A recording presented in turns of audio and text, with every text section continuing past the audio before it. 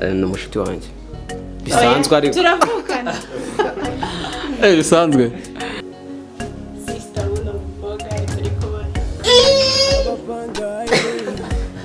aya singutwikiye imbere kabisa ubikoze ruzuba bana mubonye musirika cyangwa nawe nicyo cyakuzanye yaba uri umupangayi utari umupangayi iyi filime irakureba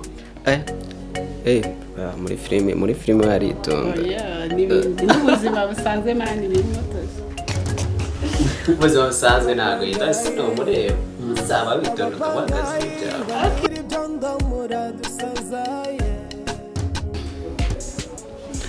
twongeye kubasuhuza abakunzi ba Mwami Films. Ngira ngo nk'uko mubibona imbere ya kamera hari umusore mwiza cyane, hakaba n'umukobwa mwiza cyane. Ngira ngo tubasanze ahantu bari gukora filime, ngira ngo nubwo tutaramenya neza izina ryayo ariko buriya baraje batubwire. Ngira ngo twatangira tubabaza Grafre. Njye nitwa amazina y'ababyeyi Byukusenge Eric, muri filime cyangwa se aka nkunda gukoresha ni TV. Nk'uko ubibona turananiwe byatari, twari turi muri shoot, hako mushiki wanjye baba bameze neza ntumubona. Nibyo TV cyangwa se Eric, wambaye neza by the way. Urakoze ma nabirenze uri ku cyangwa ni kwa kundi mba ngomba kuhashumika kabisa.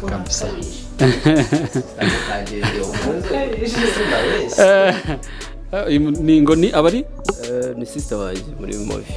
Muri movie mu buzima busanzwe ni umushuti wanjye bisanzwe ariko turavukana bisanzwe. Reka ntacyo nawe ndabona yatwibwirira n'ukuri. Wowe witwa ngo iki sister? nitwa Diane, kandi nyina muri Mwami Films, ndi sister uno mboga turi kubona.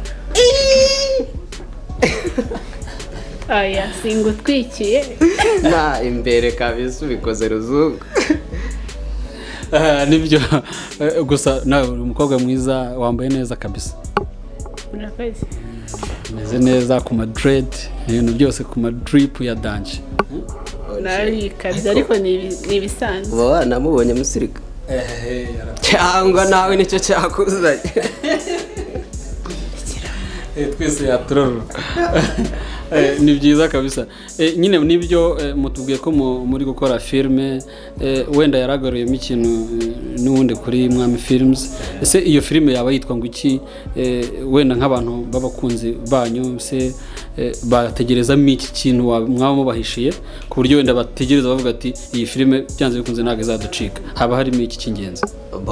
Ikintu nababwira, nashishikariza buri muntu wese uri kundeba kabisa cyangwa uri kureba ibikorwa turi gukora filime nziza cyane yitwa Abapangayi. Izaba inyura kuri channel yitwa Mwami Films. Ndagushishikariza kuyireba kuko ni filime nziza.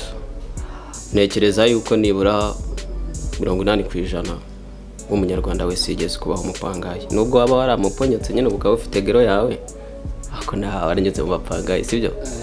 Ubwo rero gushikariza kureba ino filime irimo ibintu byinshi cyane, ni nziza, urabona nakunzwe kaba katurenze, ntago biba byoroshye. Ni lifestyle ubwo y'abapangayi muri rusange.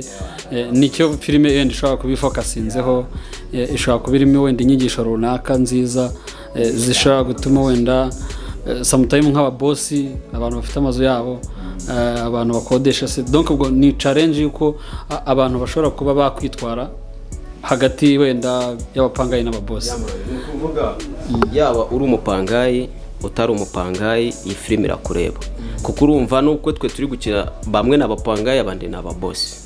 Bivuze iki rero? Uko byasa, niba uri umupangayi urisangamo, niba ufite inzu urisangamo, hagati nyine y'ukuntu mwabana hagati y'ababosi n'abapangayi byose birimo. Kandi nta nubwo ari ibyo gusa, natuba tudahagaze indabo nziza wa mugabo. Nibyo, reka nawe tumubaze kuko sister wacu ni Diane. Diane, nibyo arakuvuze, avuga ko uri akarabo keza wamugani, nubwo babandi bavuga ngo nta karoze. wowe muri iyi filime wagitinga gute se nk'umuntu wenda ukubonye hano muri interview ashobora kuvuga ati Diane nzamubona wenda akina ari gutya ese wenda ibintu wumva performingamo kabisa ku buryo wabwira umuntu uti ndagushishikariza kuzategereza njye mu bisanzwe nyina ndi umwana witonda wo kwa boss nyine kwa nyiri ibyondo niyo role mfite ariko n'ubundi no mu buzima busanzwe niko birita oya nyine urumva ukina n'umwana wa nyiri ibyondo ariko nk'umuntu ugutegereje muri filime yategereza kuzakina ikintu nyine yavuga ati nzamukurikira mpaka filime irangiye abonamo imyitwarire nyine akwiye kugira ko agomba kuba umukobwa nyine witonda wubaha n'ibyo nibyo sister wawe ndumva yitonda koko nibyo muri filime haritonda n'ibindi n'ubuzima busanzwe mani bimotozi ubuzima busanzwe ntabwo yita ese no mureba usaba witonda ukabuhagaze ibi byawe ariko birashoboka yashaka ko urabona yambaye za nitonze ariko ibyo byose simbivuze ako kantu singashyizemo ariko ntabikaze nyine ni umukobwa mwiza by the way anakina neza nkunda ukuntu akina ari sister